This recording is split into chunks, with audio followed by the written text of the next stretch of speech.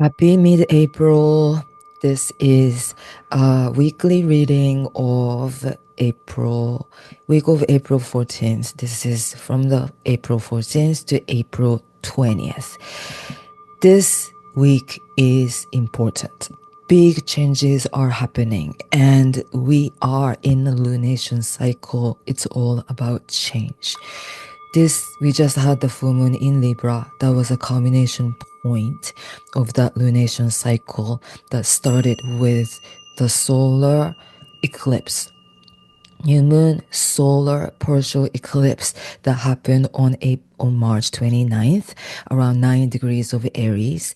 And the most significant energy that particular new moon solar eclipse held was that the Neptune was at the very end moment of Pisces, and the following day of the solar eclipse, Neptune ingressed into Aries.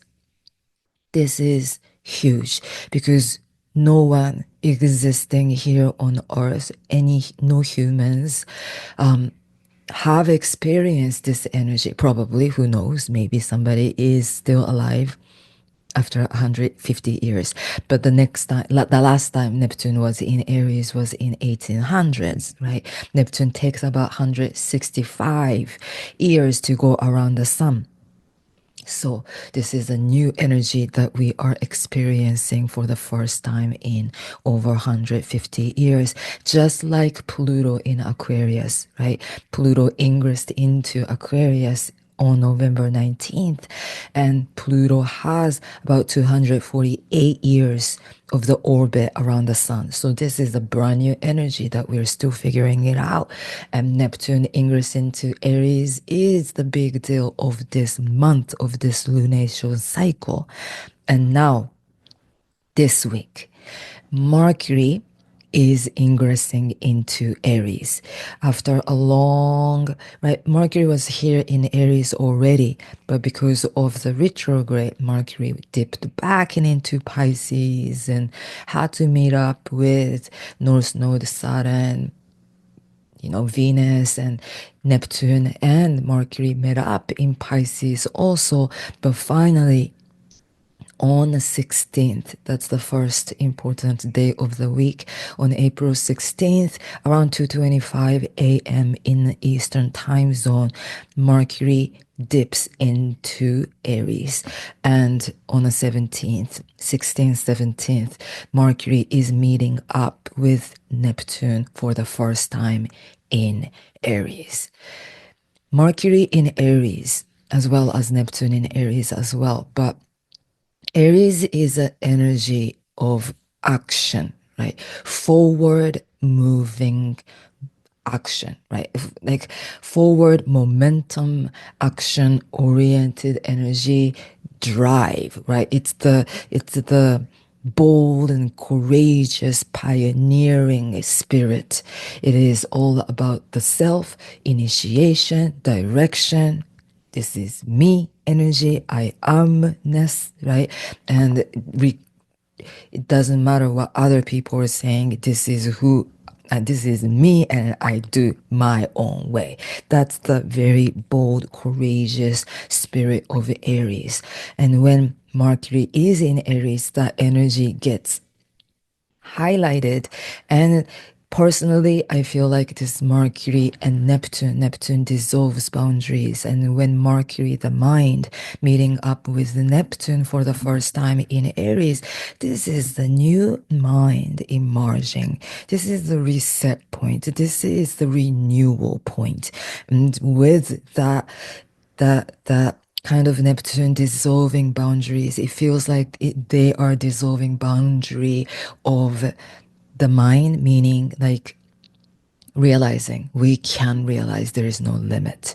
There is no limit. There is no rule. I don't know anything about self-limitation kind of energy, right? It's the boldness. I don't have no what it there's no like modesty, no holding ourselves back, no kind of no more hiding. This is not the energy. This is the forward momentum. It's us stepping into our power to open our, like, explore a new horizon. Yes, Mercury, when Mercury was in Pisces, there are a lot of murkiness, muddiness, right? Mercury does not necessarily do well in Pisces. It gets confusing, it gets delusional, it gets moody, and then it's not clear. Clarity is not there. But when Mercury dips into Aries, there is spark of fire. Fire can clear up some kind of this murky energy, and we can see more clarity now. Then after that day, and after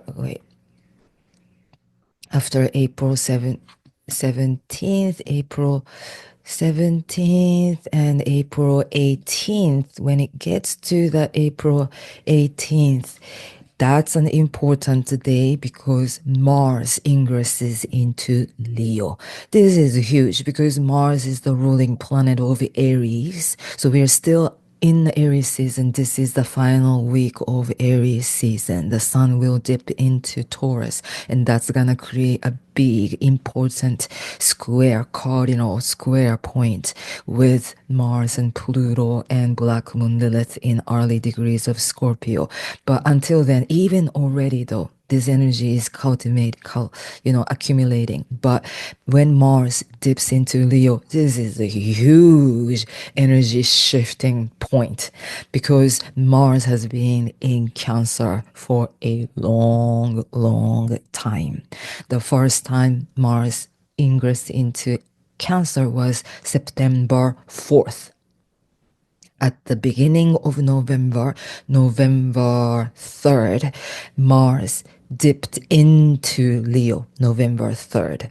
And then around that time, November 3rd was the time when Mars and Pluto met up also the first time. Mars and Pluto, yeah, we're gonna go into that next. But okay, so Mars ingress into Leo on November 3rd, and then Mars started its retrograde journey on December 6th. And then after that, Mars ingressed back into Cancer early January on January 6th. And since then, Mercury dipped back up to 17 degrees of Cancer, and then Mars finally went direct, and then it started to move forward, slowly picking up its speed, and finally it is going to leave Cancer. Mars do not necessarily is strong in Cancer. Mars does better. Mars is a fiery planet, so Mars does better in a fiery sign. So when Mars dips into Leo on the 18th, there is more boldness, the same archetype of the Aries energy, boldness, courageousness. It is all about adventure. This is all about, like, uh, dream big and playfully. I'm gonna do my own thing, and then there is fire, intention, will, drive, right? Big energy pushing us forward. And with that Mars ingressing into Leo, this energy of Mars Pluto opposition will start to, we're gonna start feel it. We are already feeling it. We're already, even Mars is moving through that late degrees of Cancer still today as I record on April 14th. We are, Mars is coming to watch this Pluto. So Mars Pluto opposition. This is the third and final opposition between those two planets that we're going to have at the end of April. The exact opposition happens on April 27th. But when Mars dips into Leo, 0 degrees Leo, Pluto is at 3 degrees of Aquarius, and Pluto is slowing down also because Pluto starts its retrograde journey in early May. But Pluto, Mars, both of those two planets rule Scorpio. Scorpio is all about transformation, metamorphosis. It is the change. It is the death and symbolic endings and symbolic, right? Death, and out of that death, out of that ashes we rise. That's the archetype, right? Especially with Mars in Leo, fire, Pluto, the lord of the underworld and the planet of rebirth and regeneration. This is really that final, third and final moment to rise from our own ashes, shed and release all the old, whatever feels toxic, whatever feels like old and outdated, some kind of an old storyline, old narratives that no longer that we want to keep as a part of our new adventure.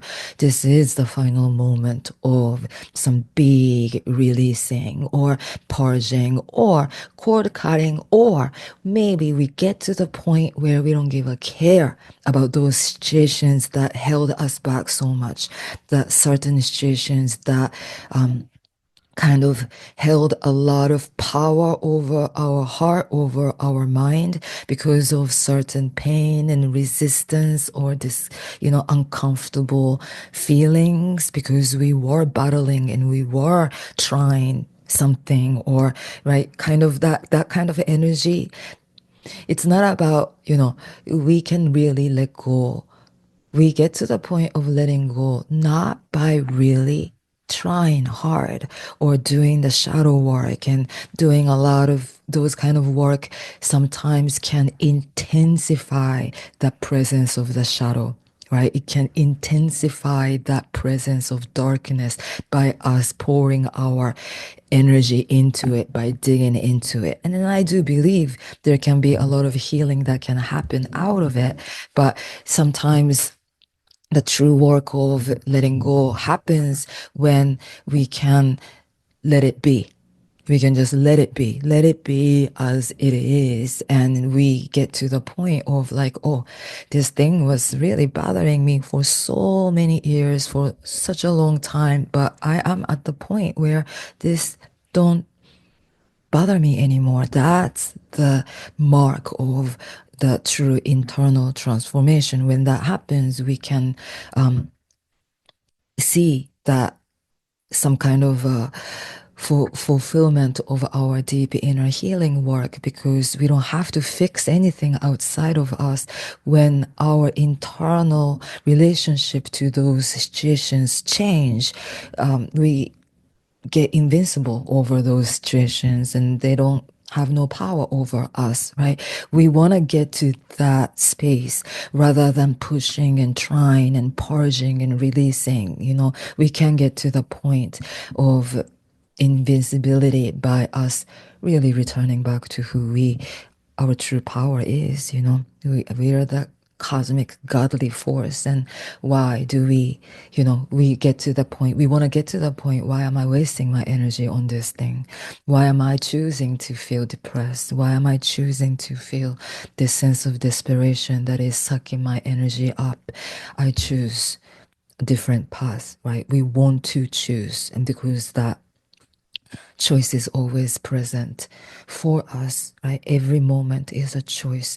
We can choose how we think and how we feel about everything. Yes. So when Mars starts to get into Leo, yes, they are talking to each other. So I said this is the third and final time. The first one happened on November 3rd. November 3rd. I think that happened right before Mars went into Leo. Because on November 3rd last year, Pluto was still in Capricorn. At the very end degrees of Capricorn, Pluto was there. And right before Mars ingressed into Leo, they met the first opposition. That was around the time of United States election time and political turmoil of energy was present in early November. And then through that Mars retrograde, Mars came back to meet up with Pluto once again in early January, January 2nd. That Mars retrograde was a quite crazy turmoil also. That was the time of LA fire and a lot of deep stirring ups and a lot of chaotic incidents, right? Mars and Pluto are very intense, right? Intense and chaotic and crazy war, right? The Mars is the planet of war, battle, and warrior, and Pluto is the lord of the underworld, right? It's the Lord Shiva archetype that brings a lot of endings and chaos and intensity. And this one, especially when it comes to this third and final point, there will be Lilith playing a role here. Black Moon Lilith has been hanging out around this very final degrees, the first degrees of Scorpio. At that point, when Mars ingresses into Leo, Lilith is at 2 degrees of Scorpio. This Mars and Pluto within 3 degrees, it's a good orb. They're already speaking to each other at the moment that Mars ingresses into Leo, and they will create a T square. It is actually speaking with the sun. And so let's go forward even, right? On the 19th and 20. It depends on the late 19th. At that point, 19th, early one is 29 degrees. At the later degree, by the April 20th here, the sun is, okay, it changed. Okay, those houses are, please don't pay attention to all the houses because this is based on the New York, but even they fit into different houses. You're already under this energy wherever you are, right? So Pluto and Mars opposing each other. There is a battle between kind of the ego and the higher self too. Pluto is the higher self. Pluto is the spirit. Sometimes whatever Pluto, the spirit shows, we as an ego mind don't want it, right? We don't necessarily like change, even though change is a necessary path for our spiritual growth. Sometimes chaos and sometimes a lot of crazy, intense battle can manifest through that kind of chaotic, crazy change. But it's a necessary path, right? We are just moving through a necessary path for us to evolve and grow and expand. But at that point, when Sun ingresses into Taurus, right, Taurus season starts the 19th, late 19th of April 20th, and then bing, bing, this is a powerful fixed cross, fixed energy, right? Taurus, Leo, Scorpio, Aquarius, those are the fixed sign symbols. Wheel of Fortune have those 4 signs. The World card in Tarot has those 4 signs. Those represent the most alchemical energy of each season. This is the right central kind of a middle point of the springtime, middle point of the summer, middle point of the fall, middle point of the winter. Fixed energy holds a very intense power. It can get fixated, but this is not a fixated energy, right? With the Pluto, the transformer, with Mars in Leo trying to burst out their power to explore the new horizon, because all those energy, yes, this is the fixed cardinal fixed cross, but Mars is also speaking with this Mercury and Neptune, right, the in trine aspect. And not only that, this is the energy, right, Pluto is talking to that energy Aries energy in sextile, and this Aries energy does create a beautiful trine energy with Mars, and there is a beautiful like supportive aspect present with us. And under that time, cardinal fixed, kind of a, not cardinal, the fixated fixed cross. So we want to be prepared for change. This is nothing but change, really. And it can be a quite very transformative change. Lilith archetype is the archetype of, she's like the female goddess, Pluto to me. Sometimes Pluto archetype is associated with Aries archetype, the warrior Aries archetype. But to me, Black Moon Lilith is the mathematical point of the moon's node around the earth. And the darkest point, the Lilith is the farthest away point of the moon's node around the earth. So there is no light. There is no light. There is only darkness. So Lilith does represent our psyche, our subconscious realm, some kind of a shadow, some kind of a pain, some kind of energy that's repressed and suppressed deep in our psyche can be represented by Lilith. But Lilith is rebellious. Lilith is a rebellious feminine goddess archetype, and she is not subordinate to other people's rules. She is here to be her and do her and present her power and be courageous and fearless and fierce. This is the fierce divine goddess warrior archetype to me, right? In Scorpio, this Lilith is trying to stir up something. This Lilith is revealing the higher truth from that hidden realm, from that shadow realm. And this is a time that we are coming into. Yes, this energy, especially Pluto, is the revealer of higher truth also. And then with Mars, this can represent a lot of some kind of a truth coming into forward, or some kind of a information that can stir up our psyche. It can stir up a lot of sensitivity, or this feels very restless energy. It can create a lot of some kind of a earthly movement, like earthquake type of energy. Who knows what's gonna happen? Eruption of a volcano or some kind of, this feels very tensed up. So we want to be, it's not about being mindful of it, but I just realized this is on the same day, around that 19th and 20th, Venus will also speak with Uranus one more time. This Venus-Uranus configuration happened recently, but Venus was in retrograde at that time, and they're gonna meet one more time, final time, since Venus is in direct motion and Venus and Uranus in sextile with each other. This is very creative though. All this energy, even though there is tension, even though there can be a lot of pressure pressed on us from outside, if we want to use this energy internally, this is some kind of, long time artist can go up and down, and sometimes this slumpy, lumpy kind of phase that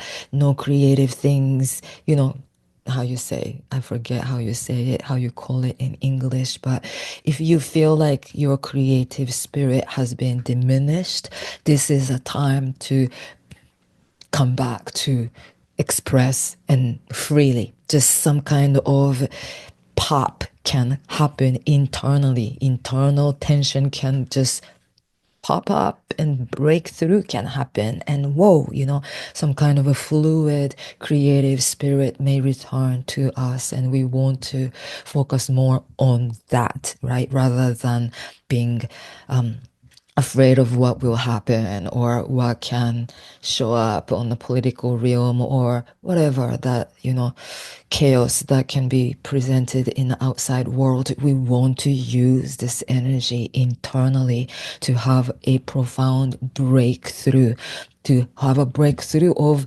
from our internal fear. It can be a big theme because Pluto and Lilith can represent some kind of a deep trauma, deep fear, deep, you know, some kind of repression and suppression. And this is the time to completely be freed from certain brainwash or certain narratives, old narratives, and then to, you know, to start really implementing positive narratives in our mind and live in that spirit, live by it.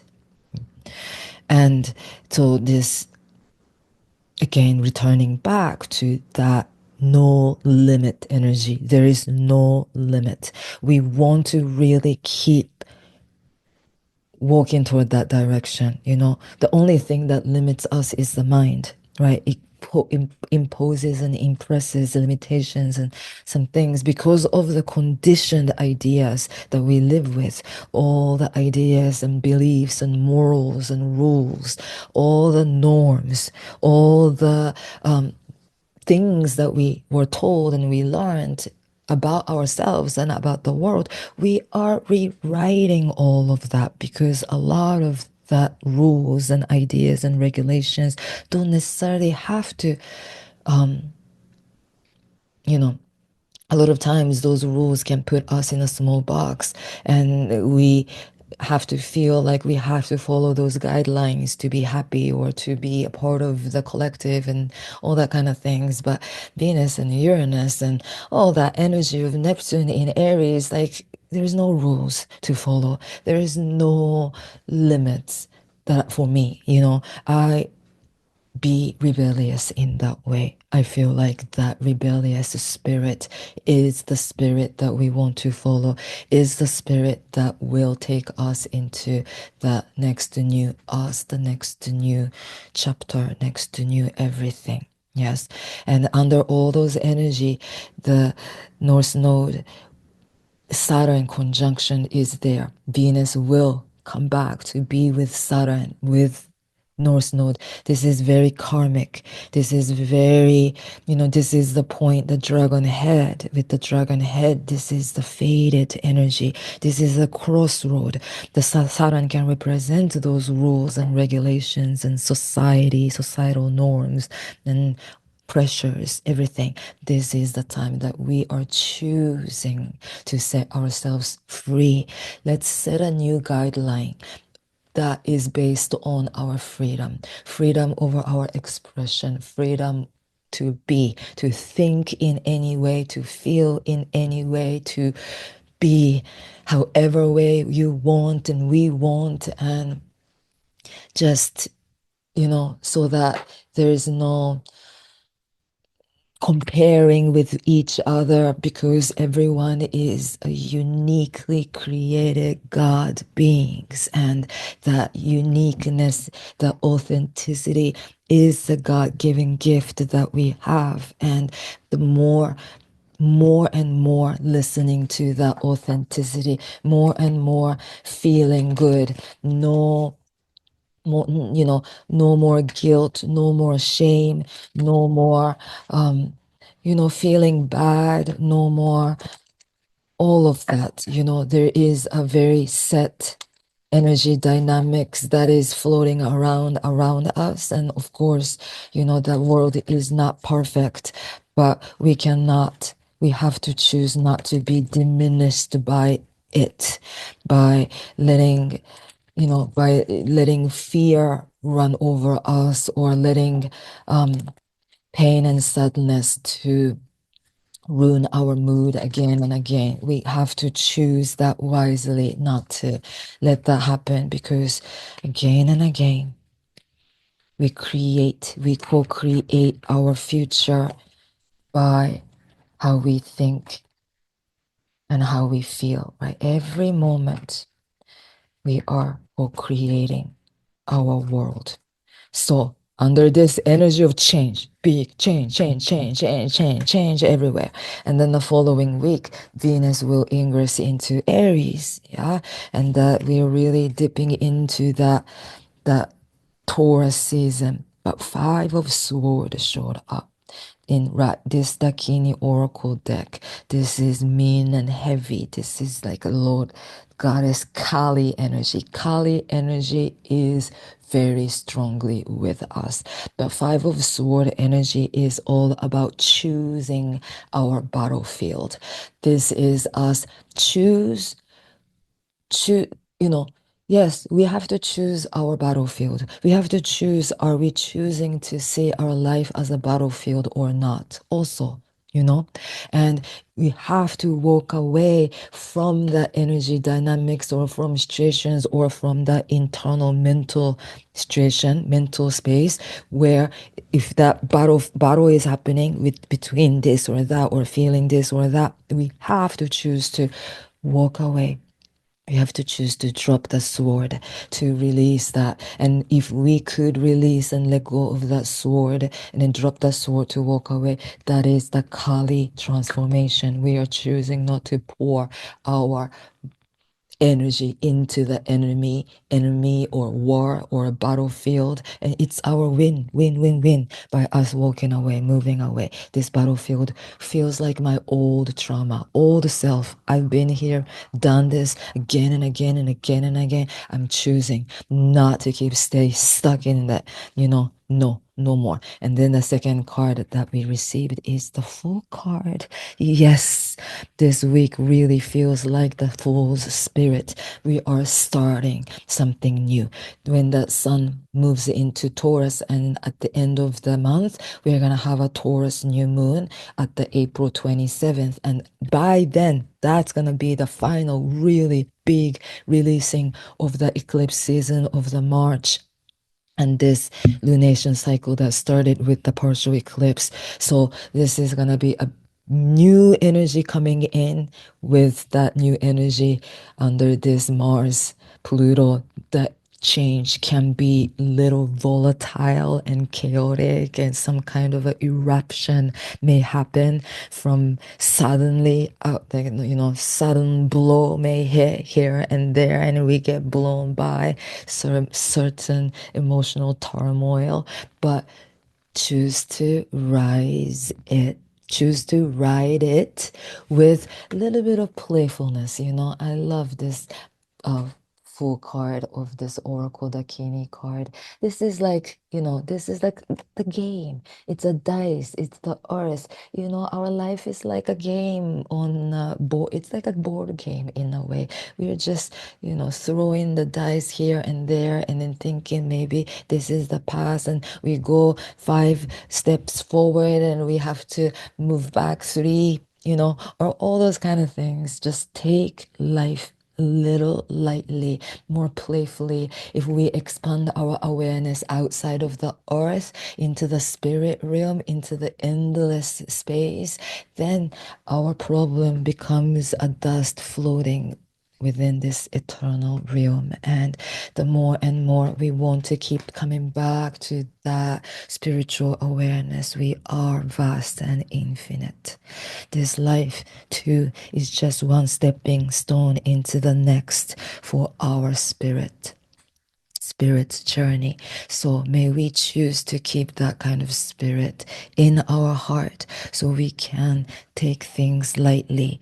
And then even when we go deep into the bottomless, you know, black hole of turmoil, of energy, of density, we can choose to quickly snap out of it and return back to our own godly energy, the power within, and power to kind of skip through everything, skip, skip, skip, dance, dance, dance, spin around, scream, yes. Big yes to life. Yes, yes, yes. All right. Thank you so much for listening. Much love. Peace.